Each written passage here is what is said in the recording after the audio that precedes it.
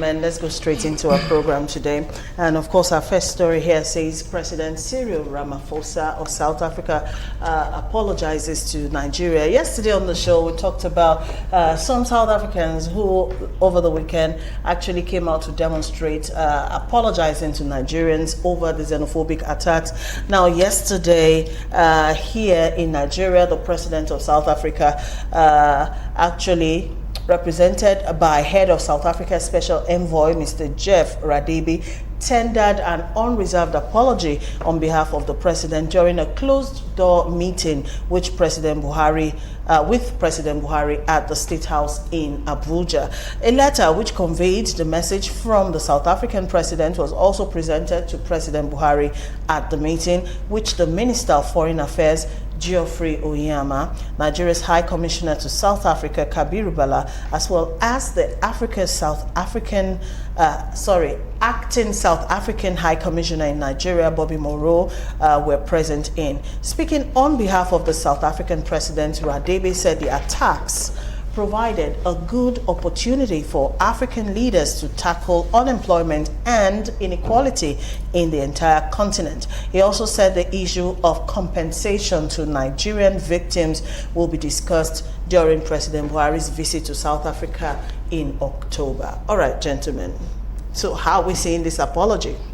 What are they really apologizing for? I mean, this whole thing about killing of nationals outside South Africa didn't start today. It's been on since 2004. And, once a government cannot arrest a situation that has been consistently going on, so what are they really apologizing for? Are they apologizing for the properties that have been lost? Are they apologizing to those Nigerians that have been brought back home? So I don't really know what this apology is all for. I don't know what it stands for. And, honestly, anybody who takes this apology serious is doing that at his or her own detriment. Okay, what do you think? Apology. For how long? These things actually started back 2004 or 2004, and we've been hearing all sorts of, apologies here and there. We are sorry, it won't happen again. It happened. Now they are saying they are sorry again. For how long are we going to? So this apology is not acceptable. But isn't apologizing the first step, towards correcting a wrong? You don't think so, Mr. Shopiton? You're raring to go. Go ahead.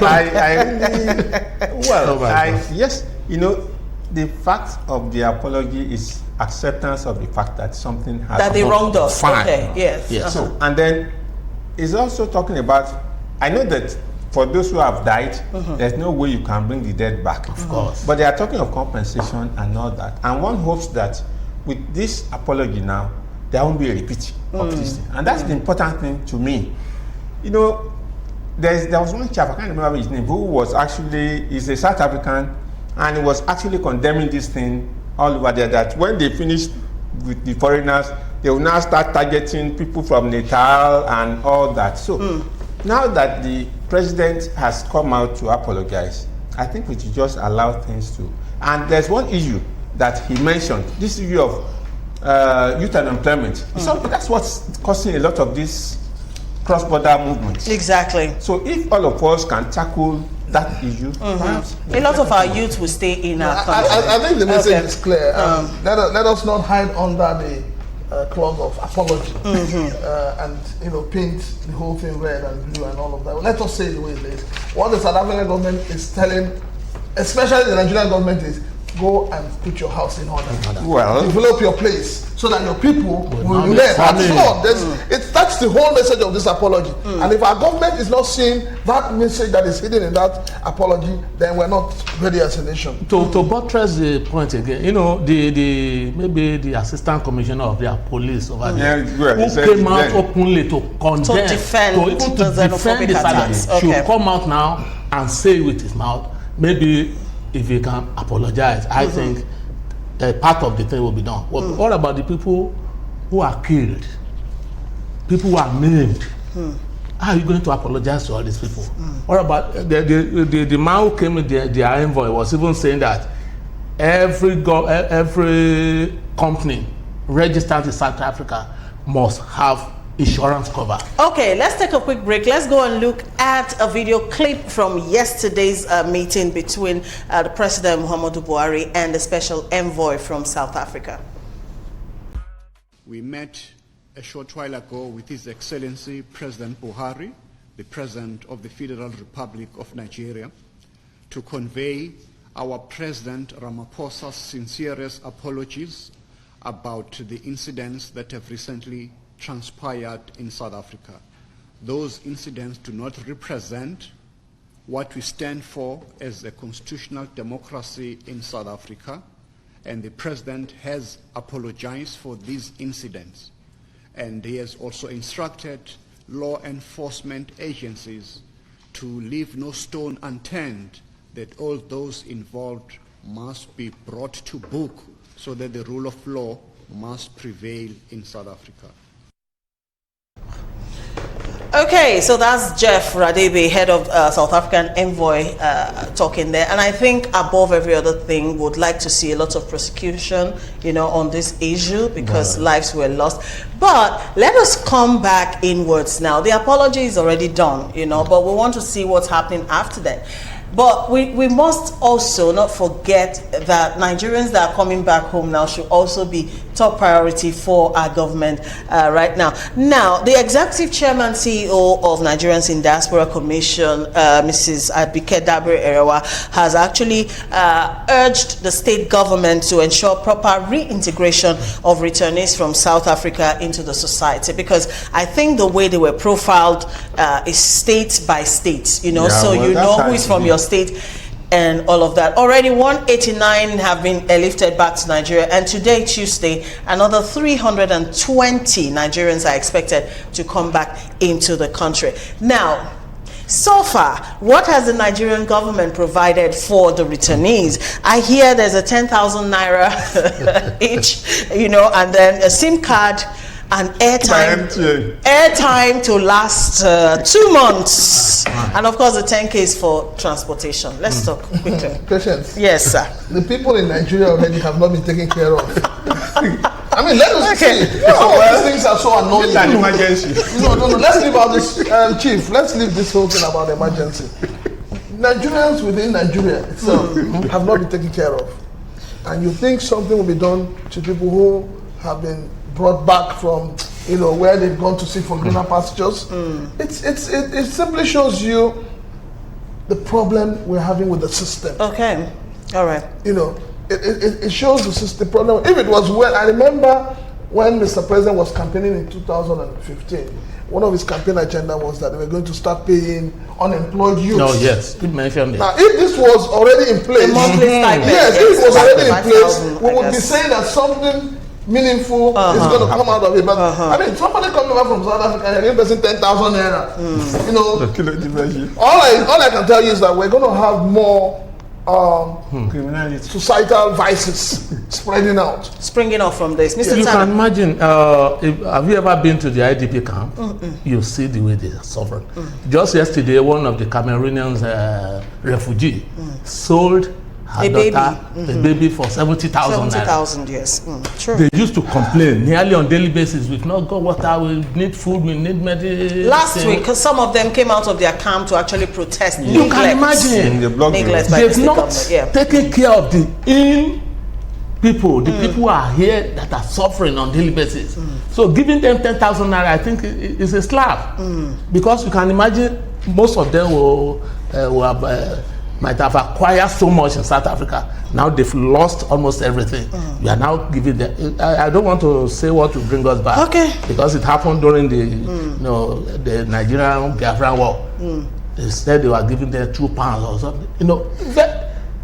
It's condemnable. Okay, well, it's unfortunate, but then we have a crisis on our hands, and we just have to accept that. There's no way we can leave those people there in South Africa the way they were, destitute and all that.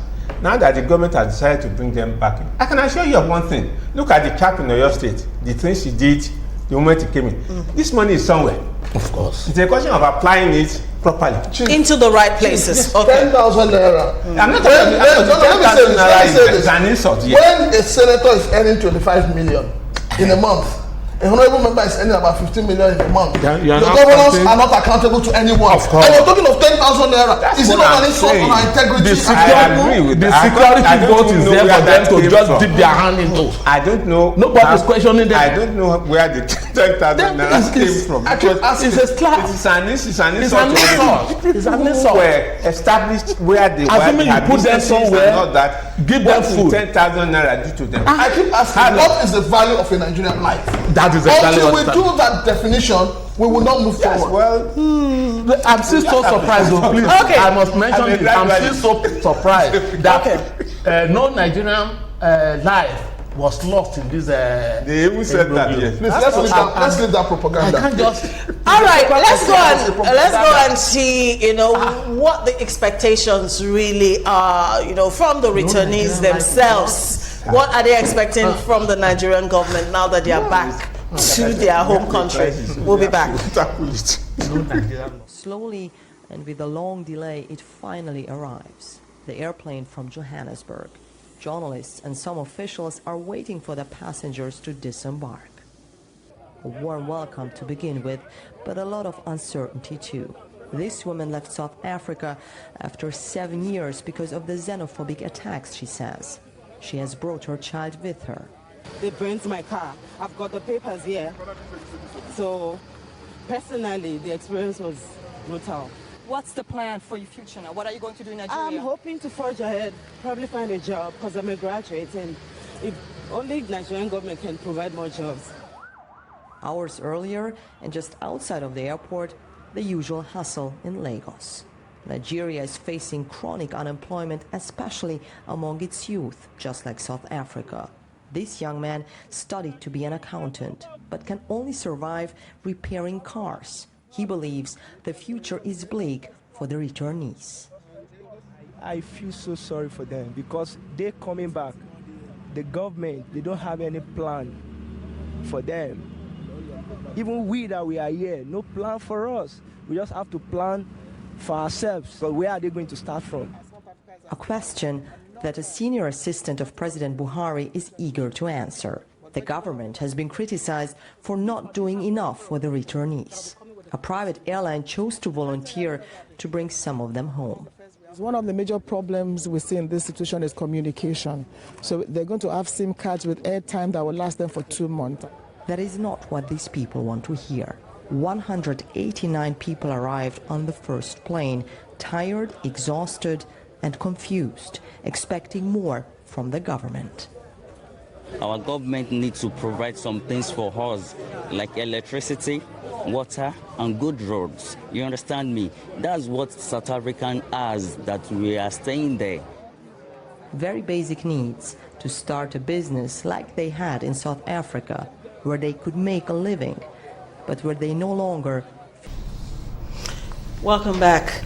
All right, so let's just be clear on the facts.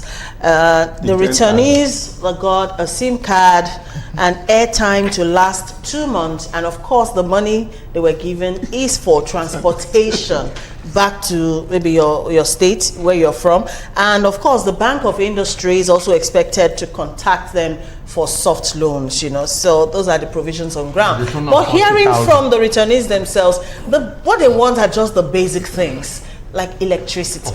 Unfortunately, this is something we who are here don't even enjoy. So where are we going to start from?